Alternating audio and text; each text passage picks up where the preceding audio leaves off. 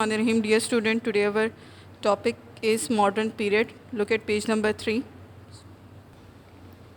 Okay जी, first contributions हैं different non Muslim scientist की. एंथनी लियोन जी लेवाइजर, उनकी क्या कंट्रीब्यूशन है? He discovered oxygen that constitute about 1/5 of the air. सबसे पहले एयर के अंदर ऑक्सीजन, हम जानते हैं कि about 21% of air contains oxygen. Lavoisier ने सबसे पहले बताया था जी कि एयर के अंदर ऑक्सीजन मौजूद होती है. नेक्स्ट उनकी कंट्रीब्यूशन है जी, he developed quantitative chemistry. Quantitative लफ्ज़ का मीनिंग होती है जी मिकदार, यानी क्वांटिटी से निकला है, यानी कितनी मिकदार, हम किसी भी कंपाउंड की क्या मिकदार है उसकी स्टडी की जाती है क्वांटिटेटिव केमिस्ट्री के अंदर, और उसके बारे में भी लेवाइजर ने बताया था. ही वाज आल्सो नोन, क्योंकि उसकी बहुत सारी कंट्रीब्यूशन थी इसलिए he was also known as a father of modern chemistry. Next है जी हमारे पास जॉन डाल्टन. इनकी क्या कंट्रीब्यूशन है? सबसे इंपॉर्टेंट कंट्रीब्यूशन जो जॉन डाल्टन की थी वो थी he give the atomic theory of matter.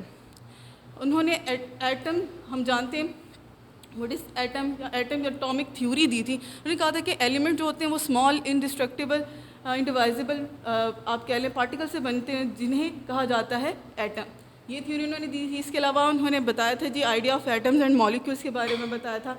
What is atom, what is molecule. Atom ये किसी आप देख सकते हैं एटम, यहाँ पे शो जैसे सोडियम है, क्लोरीन है, दे कंबाइन टुगेदर, दो या दो से ज़्यादा एटम मिलके कोई मॉलिक्यूल बनाते हैं, like sodium chloride is a molecule. इसके अलावा जो उन्होंने कॉन्सेप्ट दिया था एटॉमिक वेट का भी जॉन डाल्टन ने दिया था. What is atomic weight. Atomic weight किसे कहते हैं? किसी भी एलिमेंट के जितने नेचर में जितने भी आइसोटोप्स प्रेजेंट होते हैं उनके जो एक एवरेज एटॉमिक मास होता है उसको हम एटॉमिक वेट कहते हैं. नेक्स्ट कंट्रीब्यूशन हमारे पास जैकब बेrzelius की. उन्होंने सबसे पहले जी आइडिया दिया था that is symbol, formula and chemical equation के बारे में. What is symbol. सिंबल किसे कहते हैं जी, यानी किसी भी चीज़ को आप किस चीज़ से जाहिर करते हैं. फॉर एग्जांपल हाइड्रोजन गैस है, ऑक्सीजन गैस है, तो उसका सिंबल क्या है? H. ऑक्सीजन का O2, क्लोरीन का सिंबल ये है. इसी तरह उन्होंने फार्मूला क्या होता है? फॉर एग्जांपल वाटर या पानी है, उसका फार्मूला है हमारे पास H2O. सोडियम क्लोराइड जिसको कॉमन सॉल्ट है उसका फार्मूला है सोडियम NaCl, तो उसको formula. What is chemical equation. यानी दो अगर आप कह लें एलिमेंट्स या दो मॉलिक्यूल कंबाइन करते हैं, रिएक्ट करते हैं, तो वो एक केमिकल इक्वेशन बनाते हैं. उस रिएक्शन को हम केमिकल इक्वेशन कहते हैं. For example sodium chloride water के साथ मिलकर सोडियम हाइड्रोक्साइड और हाइड्रोक्लोरिक एसिड बनाता है जो कि केमिकल इक्वेशन कहलाता है. इसके अलावा उन्होंने concept of ions and ionic compound भी दिए थे.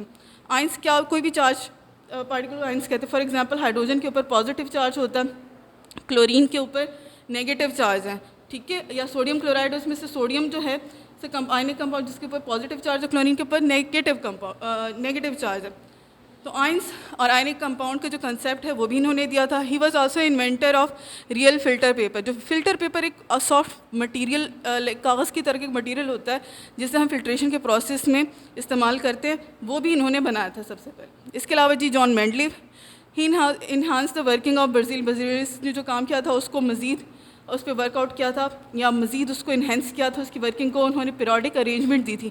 जितने भी एलिमेंट डिस्कवर हो चुके थे उन्होंने उसको एक पीरियोडिक टेबल दिया था जो आप लेटर ऑन पढ़ेंगे डिटेल से, कैसे उनको मुख्तलिफ ग्रुप्स में पीरियड्स में डिवाइड किया था. ये मेंडलीव की कंट्रीब्यूशन है. इसके अलावा उन्होंने expansion of liquid with heat दिया था. उन्होंने एक लॉ दिया था कि लिक्विड्स को अगर हीट किया तो वो एक्सपेंड हो सकते हैं.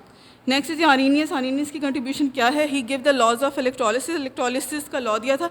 इलेक्ट्रोलिसिस में क्या होते हैं जी, इलेक्ट्रोलिसिस में किसी भी आप कह लें लिक्विड कंपाउंड को अगर इलेक्ट्रिसिटी या पास की जाए और वो डिफरेंट डिकम्पोज हो जाए डिफरेंट आइंस वगैरह में, तो उसको इलेक्ट्रोलिसिस कहते हैं. इसके अलावा उन्होंने डेफिनेशन दी थी एसिड्स और बेस की, और कंसेप्ट ऑफ एक्टिवेशन एनर्जी भी दी थी. एक्टिवेशन एनर्जी क्या होती है? किसी भी मिनिमम एनर्जी रिक्वायर्ड होती है किसी एटम वगैरह के लिए ताकि वो गेन करें एनर्जी को किसी भी केमिकल रिएक्शन को करने के लिए. थैंक्स.